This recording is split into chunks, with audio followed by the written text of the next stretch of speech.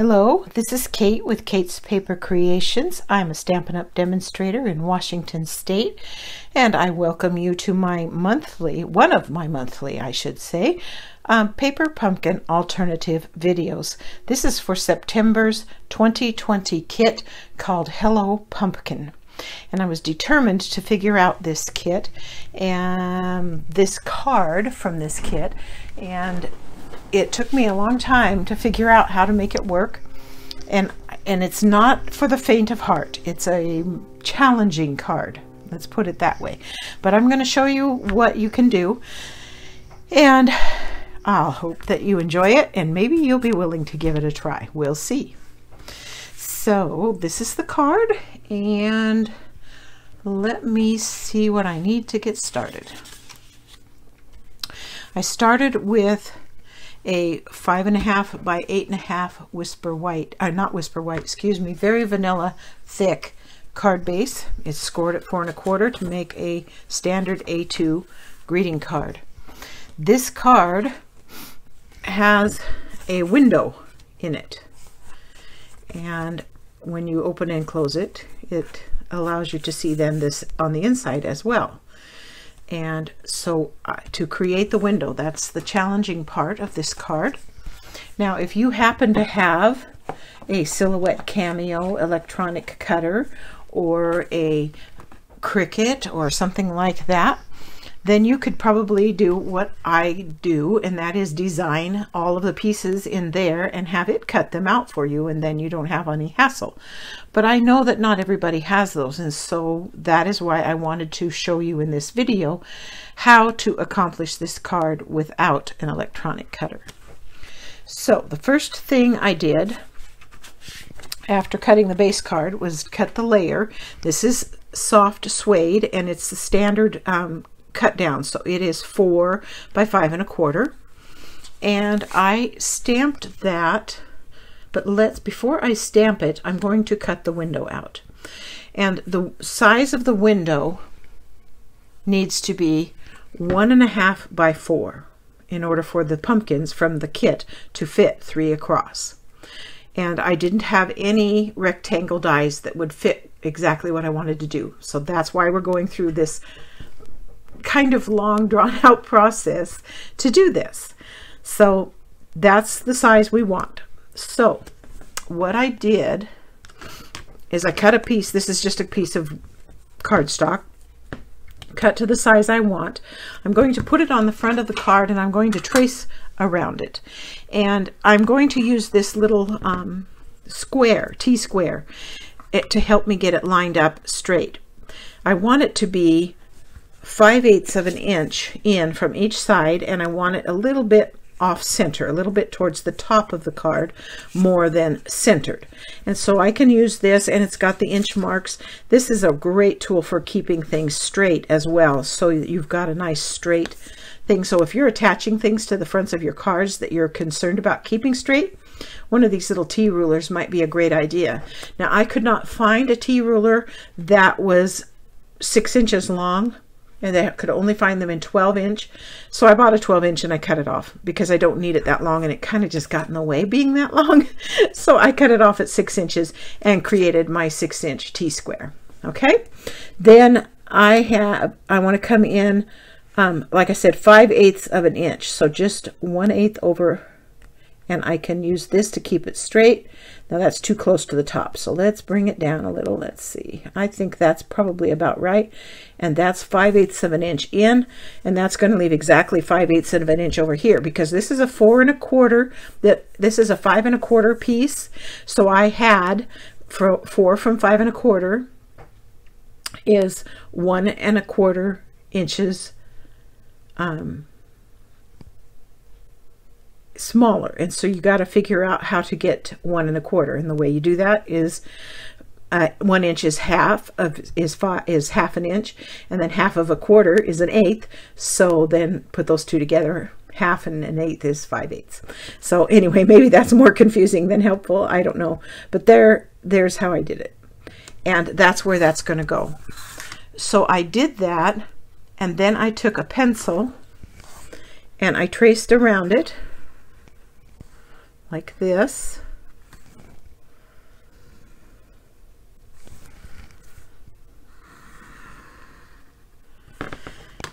then from here, there's a couple of ways you can do it. You could put this in your paper trimmer and line up your lines with your paper trimmer, but I actually felt that it was much easier to just do it with an X-Acto knife. And I have a small cutting pad here that I'm going to bring in, and I'm going to get some really good lighting. And I, excuse me, didn't need a, excuse me, didn't need a straight line. I'm just, you don't have to press too hard, and I just followed that line. If you don't have perfection, it's going to be okay, because it's going to be kind of hidden with the frame when we put it on, so it's not super critical to be exactly on target. We want to be pretty close, of course, but exact is not required here. And that's my kind of card making, not having to be exact. I am not a perfectionist. I am more than happy to cover up blunders, hide them behind other things, stamp over them and conceal them, or whatever I have to do. So there is the frame out of this piece. Now, then I took, this is tone on tone. I'm going to use soft suede, and I have to make a confession. In the stamp set, there is a witch's hat. I don't do witches. So what I did is I cut away the picture part out of the stamp set. So let me get that up here so you can see it. Here's the stamp set, and it has this witch's hat in there and this really cute little cluster of leaves and a pumpkin. And I didn't want the hat. So I cut away the hat part, and I kept the little leaves and cluster. And this is what I ended up with. And I am going to stamp this with soft suede, and I'm going to stamp off and then stamp on, so that it's just a nice soft suede, soft suede look. And kind of turn it a little bit so you get some different angles. You don't want them to all be in the same direction or whatever. And so it's really random, and some will stamp off and some won't. Oh, well, let's put one here in the corner. There we go. And so you can see I'm just kind of working my way around.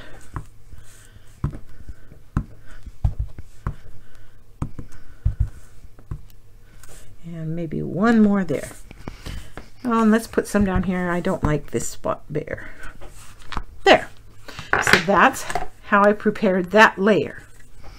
Okay, so now on my card front, I am going to use some removable adhesive, and I'm going to put it on here. And then I am going to mount this piece as I would if it were permanent, and leaving that 1/8 inch border all the way around that we like to do when we're layering something. And then I am going to trace this again like this, so that I can cut out the window that's going to be in the card. And again, I am going to use this and put it between the layers so I don't cut out both sides of my card. Uh-oh, I got ink on here, but it's going to get covered up, so it's okay. And so there we go. Get to see my mistakes. Aren't you lucky? Get to find out that no matter how professional we think we have become, we still make mistakes. That should be an encouragement to you, no matter what stage of stamping you're in.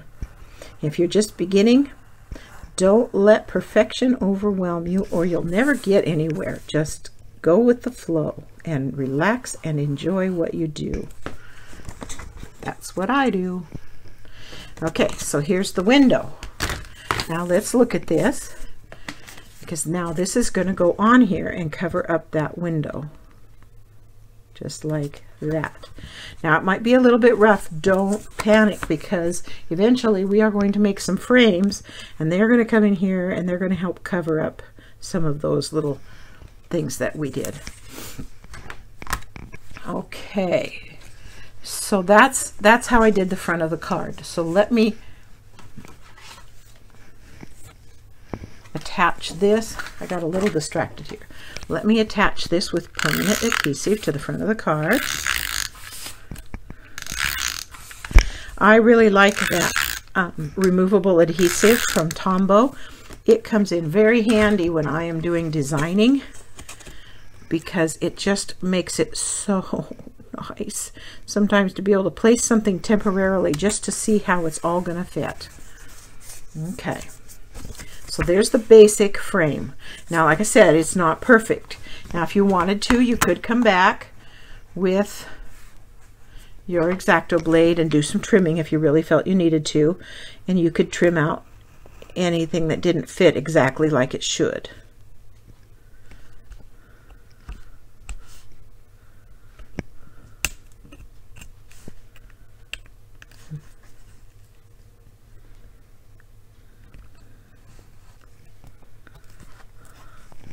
You know, just trimming up a few of the rough edges. But like I say, it's not going to show when we get done, and you'll see that. Okay. The next thing I did was I closed the card and I got out Memento Black and this, the pumpkin from the kit. And I am going to stamp it through the window 3 times. So, and I'm going to press it pretty hard. There we go. And there's number 1. So these are going to be the inside of the card. And I did this end and that end first and then stamped the one in the middle just because that gave it me spacing. It made spacing a lot easier.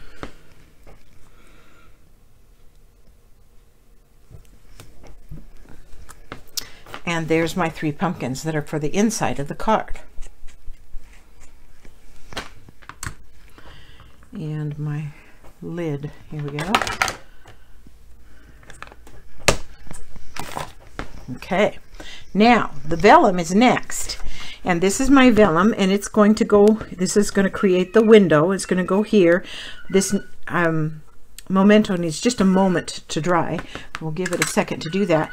And I am going to run some more temporary adhesive right across the top here above the window because it's going to hold my vellum inside while I do the stamping on my vellum. And I'm going to be embossing these pumpkins. So I'm going to stamp them with Versamark and emboss them with gold embossing powder. And so I want to be sure and put a really good coating of my anti-static. These were from Stampin' Up! And they were called Embossing Buddies. They've been discontinued, but there's this, if you have one already, or there are other brands out there that you can obtain. I don't ever do any embossing with embossing powder without something for anti-static. And I typically get my fingers as well as the paper because fingers have oils on them. And everywhere there's something sticky, your powder is going to stick to it. So it's always good to run the anti-static, whatever it is, over that. Okay, I think it's dry enough now, and I'm going to just put this on here and kind of center it because that's what I'm going to do when I attach it to the window front. And that temporary tape is going to hold it in place for me so that I can see through it and stamp my pumpkins over the top of these, and they'll help me line up. Now, if you had 3 different pumpkins from a different stamp set or something and you could put them all together at once, then you could use your Stamparatus and make it work. But I only had 1 pumpkin, so because I'm trying to stay somewhat with the kit. So I'm just using that and then lining it up and stamping it with Versamark. There's the first one. And there's the second one. And let's see, I'm gonna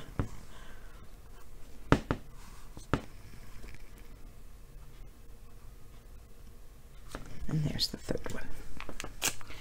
And we'll see how well I did. We're going to pick it up carefully. It's just temporary tape. It's not going to hurt a thing. We're going to get that embossing powder over here with my handy dandy little scoop. And I'm going to turn on that heat tool and let it start heating up a little bit.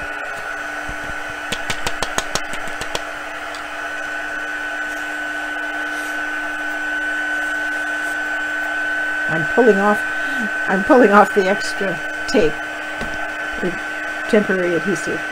Okay, so it's all powdered up here. Give that another second to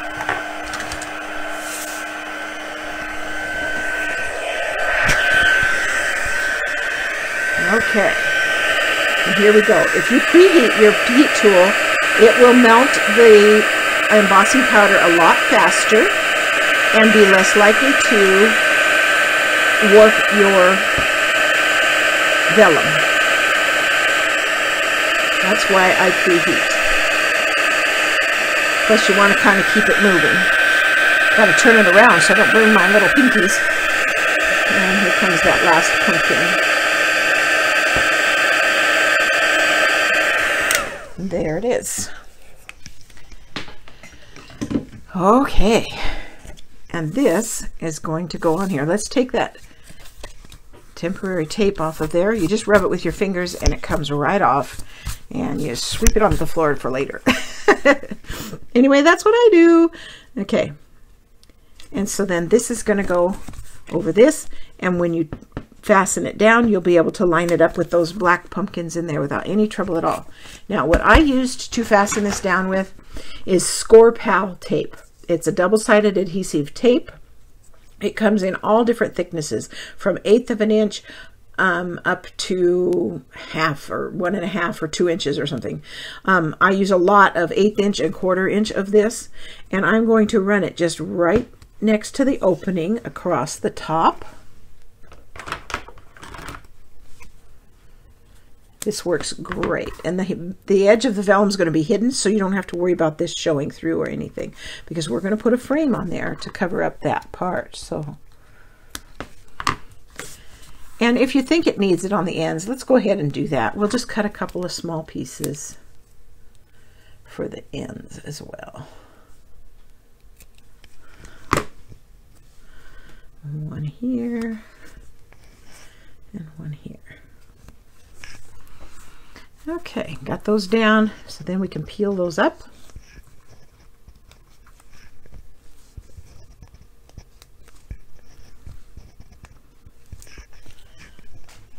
And we can attach this. And then, of course, the goal is to just line up the pumpkins from the inside and the outside, just like that.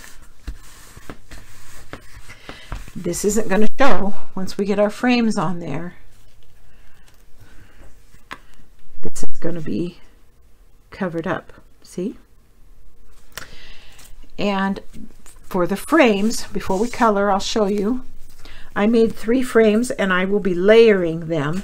And to make those frames, I put 3 layers of vellum. This is 2 inches by 4 inches, I believe. Let me double check. 4.5, excuse me. 2 by 4.5. I want the hole in the center to be this size. Where is it? I lost it. I hate it when that happens. Oh, here it is. 1 7/16 by 3 5/16. I'm cutting the center of this just a touch smaller so that my actual frame width inside diameter of my frame width will be a little bit narrower to cover really well here. So that's what I did. I cut this for just a template. I put it on with temporary tape. I traced around it like that, and then I cut it with my X-Acto blade through all 3 layers, and I created my frames. And you can attach these in a couple of different ways. You can use the tear tape like I showed you, and you could put it on there. You could also just use your Zig 2-way glue pin and run a bead around like this. The nice thing about using glue is it lets you keep moving things just a little while so that you can get them lined up really well. And that can be a real advantage. Sometimes when stuff sticks too quickly, it can be hard to get it lined up like you want. So there is an advantage to doing the liquid glue here. And any kind of liquid glue will work. It's just this is one of my favorites, Zig two-way glue. I use it a lot. As you've seen if you watch my videos, it comes in very handy. And there is layer 3. And that just gives some depth and dimension to the frame that's going to go on the front of the card on here. It's already starting to look better, right? Okay, and I did use the tear tape on this to attach it. Because it's got a little bit of weight to it and that, I wanted to make sure it was going to stick really well, and this does do that. So get that. And I did put a link on my blog for this tear tape. You can get it through Amazon. So there's a link on my blog if you want to go there and get the link. And I didn't worry about doing all 4 sides. It's a sturdy enough piece that just the 2 sides is enough to hold it in place. There we go. So that's the basic card, and then it's just a matter of coloring it. And to color it, I just used regular markers, and I used, excuse me, I had a tickle in my throat today. I used pumpkin pie and granny apple green, and I colored the pumpkins on the inside, and I really truly didn't worry too much about shading. Totally, that's up to you. I just colored them in, and I'm only going to do one because you can see the finished card. You don't have to watch me do every little thing because you will know what to do once I've done one. All right, and then I used the granny apple green for the leaf and the stem. Just like that. Now, that's going to dry fairly quickly.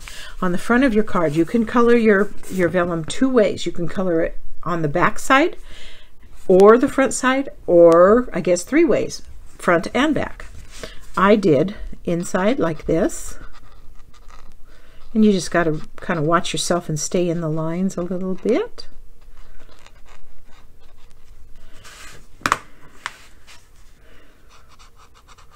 Regular Stampin' Up! Ink does dry on the vellum. It does take it just a little while, so you don't want to close up your card too quickly. You want to give it some time to dry.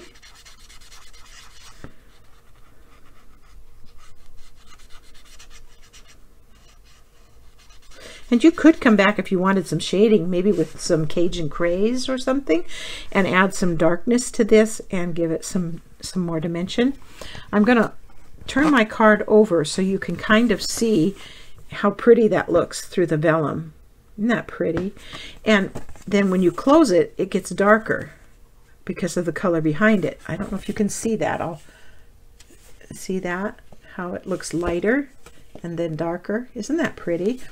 So you can do it that way. You could also add some color to the front if you wanted to. If you wanted these pumpkins to be really bright, you can color it. Now, the thing about doing it on the outside is that your regular Stampin' Up! Ink pens, markers, the ink will not dry on the vellum.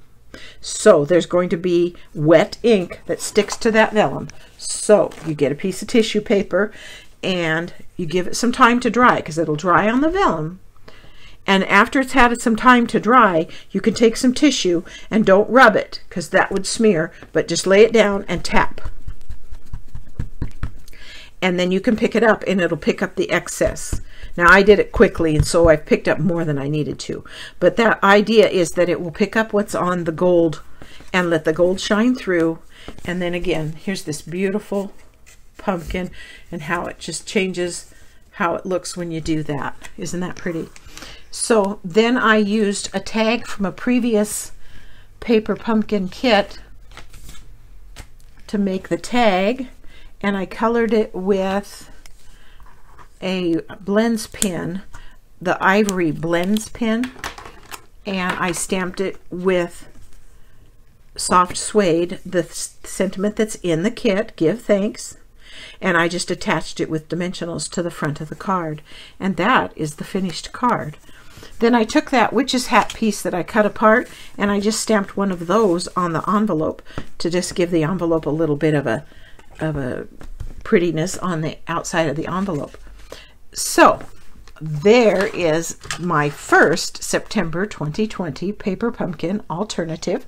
I hope you enjoyed it. I hope you'll be brave and give it a try. It does take some time to do and some expertise, but it can be done. And if you do happen to have a Silhouette Cameo or a Cricut and you would like my cut files for this, not the stamping part, but the cut file parts, I am happy to send those to you. I can send them in SVG format. So you can always leave me a comment and request those. And if you're a subscriber, I'll send them to you. Thanks for stopping by.